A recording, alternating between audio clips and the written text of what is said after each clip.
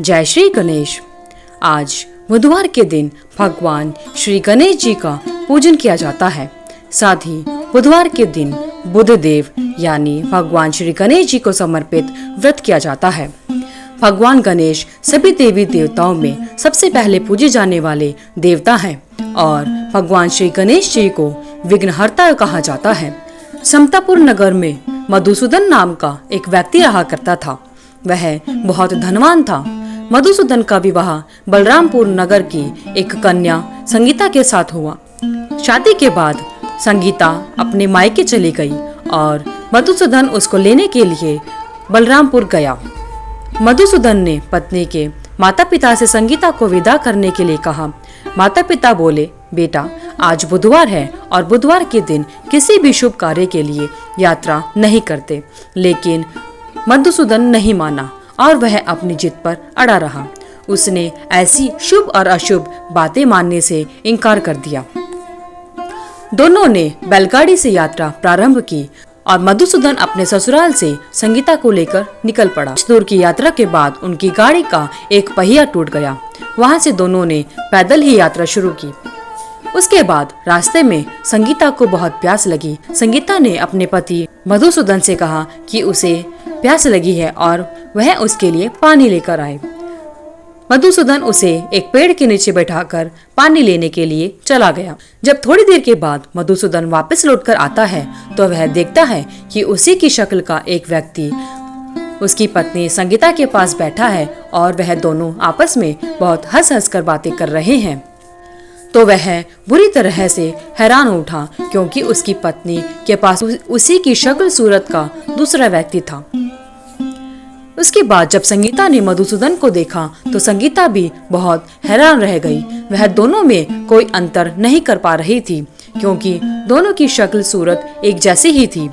मधुसूदन ने उस व्यक्ति से पूछा कि तुम कौन हो और मेरी पत्नी के साथ क्यों बैठे हो। मधुसूदन की बात सुनकर उस व्यक्ति ने कहा, अरे भाई, यह तो मेरी पत्नी संगीता है। मैं अपनी पत्नी को ससुराल से विदा कराकर लाया हूँ। मेरी पत्नी संगीता ने मुझसे पानी मांगा तो मैं पानी लेने के लिए गया था।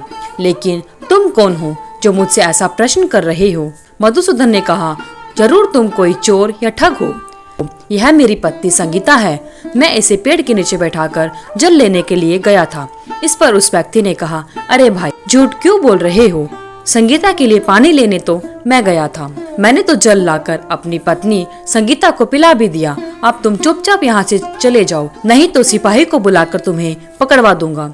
दोनों एक दूसरे से लड़ने लगे। उन्हें लड़ते देखकर गांव के बहुत से लोग इकट्ठा हो गए और नगर के कुछ सिपाही भी वहां पर आ गए। उनका झगड़ा सिपाहियों से भी नहीं सुलझा तो सिपाही को पकड़कर राजा के पास लेकर गए और राजा के पास जाकर सिपाहियों ने सारी बातें राजा को बता दी।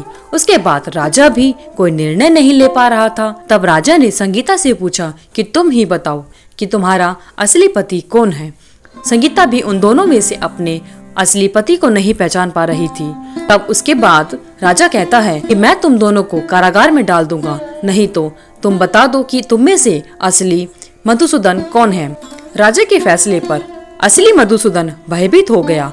तभी आकाशवाणी होती है कि हे मधुसूदन, तूने संगीता के माता पिता की बात नहीं मानी और बुधवार के दिन अपने ससुराल से संगीता को विदा करा कर लाए। यह सब भगवान बुधदेव के प्रकोप से हो रहा है।